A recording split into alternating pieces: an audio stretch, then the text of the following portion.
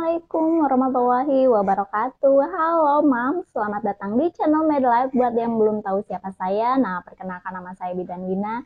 Dan yang baru mampir nih, silahkan subscribe, like, dan share agar kalian bisa mengetahui lebih banyak info seputar kesehatan bersama saya. Nah, di video kali ini saya akan membahas tentang KPD. Nah, apa sih itu KPD atau ketuban pecah dini? Nah, ketuban pecah dini atau KPD adalah kondisi saat selaput ketuban yang melindungi janin pecah sebelum proses persalinan dimulai ya. Nah, fungsi kantong ketuban ialah menahan ketuban, melindunginya dari kerusakan, dan membantu mengatur suhu tubuh janin dalam kandungan ya. Nah, cairan ketuban mengandung air, hormon, antibodi, dan nutrisi untuk janin ya. Cairan ini bersifat bakteriostatik. Artinya pertumbuhan bakteri di dalamnya akan tetap sama sehingga aman bagi janin. Nah, KPD adalah komplikasi kehamilan yang berpotensi membahayakan ibu dan janin. Kondisi ini dapat menyebabkan bayi lahir dalam kondisi prematur. Nah, sekitar 90% ibu hamil yang mengalami KPD akan menjalani persalinannya dalam 24 jam. Nah, oleh sebab itu kondisi ini perlu penanganan segera dari dokter. Nah, jenis ketuban pecah dini apa aja sih? Nah, ini terbagi menjadi dua ya, Mams ya. Yang pertama, ketuban pecah dini cukup bulan atau prematur rupture of membrane atau PROM ya, terjadi pada usia kehamilan 37 minggu. Dan kedua, ketuban pecah dini kurang bulan atau PPROM. Nah, terjadi sebelum usia kehamilan 37 minggu.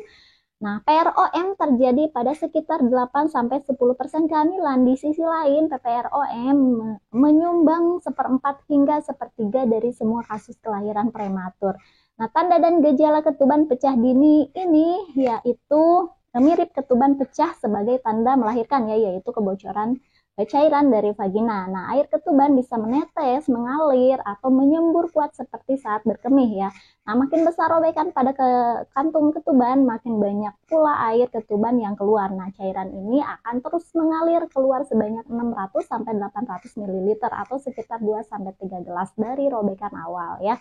Nah, tapi tanda khas KPD terlihat dari waktu kejadiannya nih, Mam. Nah, ketuban pecah dini umumnya ibu alami ya pada usia kehamilan 37 minggu atau kurang. Nah, jika ketuban pecah saat usia kehamilan masih terlalu muda, misalnya pada pertengahan trimester kedua kehamilan nih, segeralah pergi ke dokter untuk mendapatkan penanganan lebih lanjut.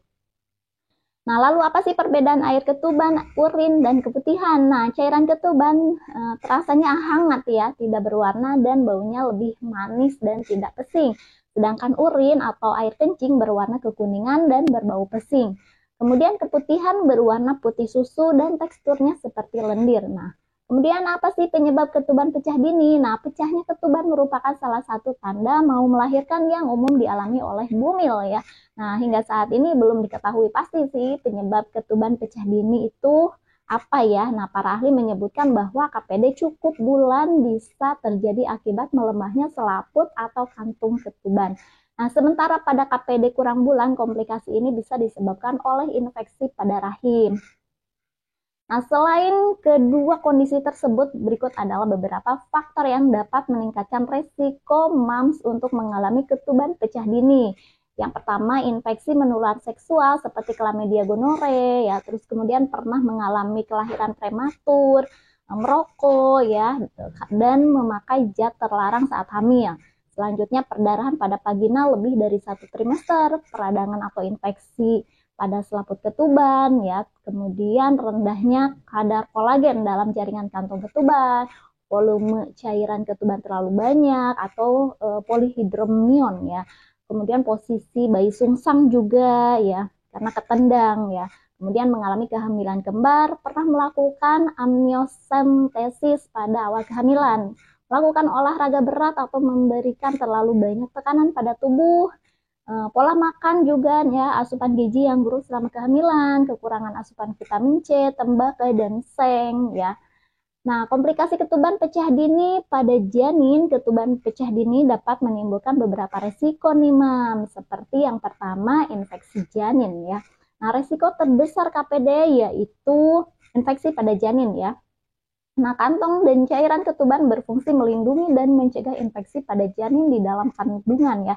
Nah, kondisi kandung ketuban yang rusak membuat janin rentan terserang penyakit, baik itu selama masih dalam kandungan maupun ketika lahir nanti ya.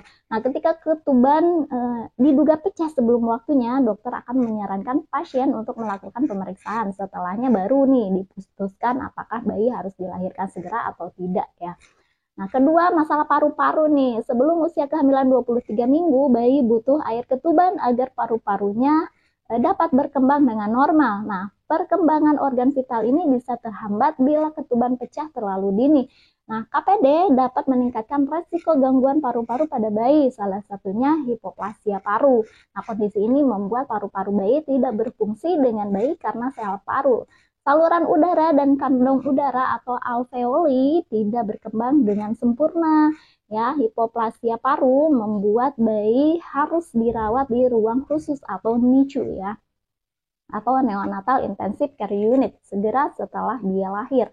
Nah, jika mams mengalami gejala ketuban pecah dini, segera lakukan pemeriksaan dengan dokter ya mams. Dokter bisa mendiagnosis KPD dengan menggunakan dua pemeriksaan. Yang pertama, kolposkopi. Nah, kolposkopi apa sih? Nah, kolposkopi dilakukan dengan menempatkan spekulum atau cocok bebek ke dalam vagina. Nah, hal ini bertujuan untuk memeriksa apakah ada genangan air ketuban atau tidak ya. Saat melakukan prosedur ini, dokter juga dapat mengumpulkan sampel dan memeriksa apakah terdapat infeksi pada sampel cairan tersebut atau tidak ya.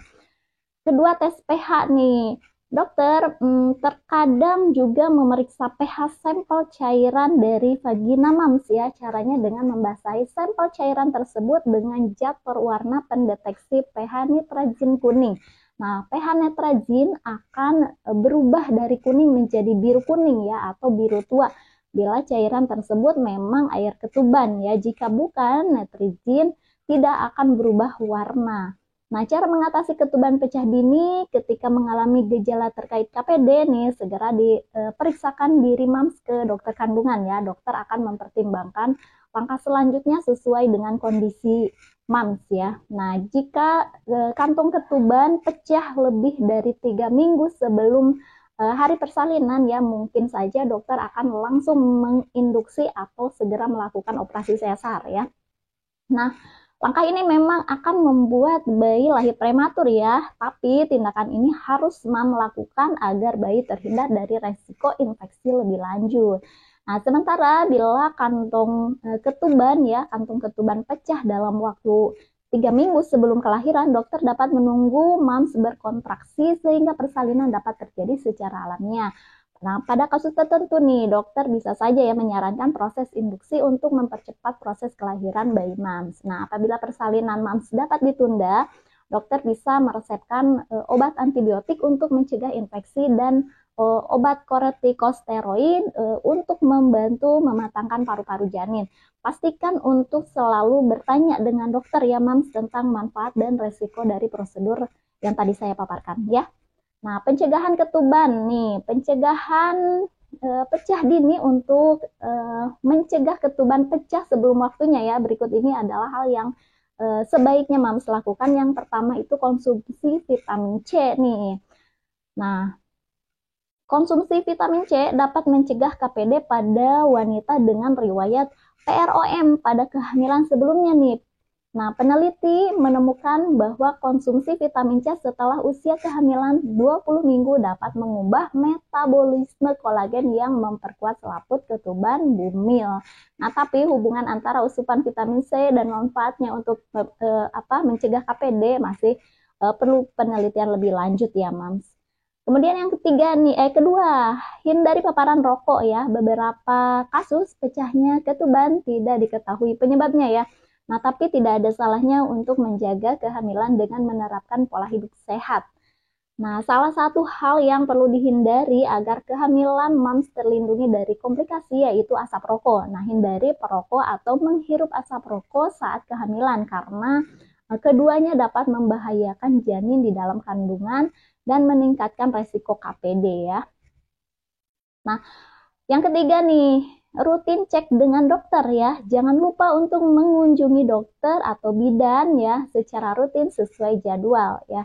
Nah, pemeriksaan kandungan dapat memperlihatkan tanda-tanda peringatan bahaya kehamilan ya, termasuk masalah pada selaput dan cairan ketuban.